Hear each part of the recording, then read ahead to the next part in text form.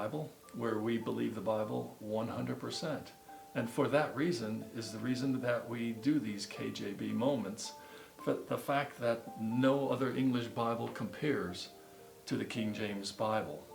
And hopefully you've been seeing this if you've seen any of these KJB moments. And let's look at Ephesians chapter 3 verse 9. To make all men see what is the fellowship of the mystery, which from the beginning of the world hath been hid in God, who created all things by Jesus Christ.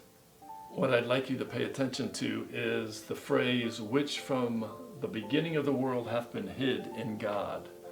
And remember, sometimes some of these changes are just subtle, and they're subtle enough to make a difference, that change the meaning, and that's what we're concerned with. Because you can change a word, and another word can mean the same thing. That's not the problem. The problem is when they change the word, which changes the meaning and the understanding, and it wasn't the intended meaning when it was written. And so we want to make sure that we get that right. So how does the ESV read? It says, to bring to light for everyone what is the plan of the mystery, hidden for ages in God who created all things. Now, for the most part, if you just read these things, you say, oh yeah, they're pretty much saying the same thing. What's that? What does that have to do with it?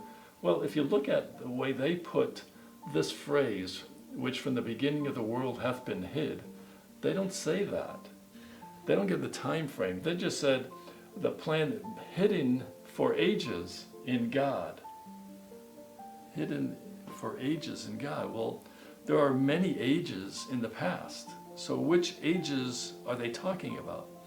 The King James Bible makes it very clear that it was hid since the beginning of the world. So in other words, when a person was on this planet, it did not exist, what Paul was talking about, this mystery. That can't be said here, because this mystery was only hidden for ages. And so which ages? It could have been a couple hundred years, it could have been 1,000 years, we don't know. You see the difference? You see the difference? Which this makes Paul's message different than this message, because this could have been in the Old Testament. This could not have been in the Old Testament. That's the difference. And if you don't see it, sorry, it's so obvious. That's the problem, what we have with these other English versions. Thanks for your time.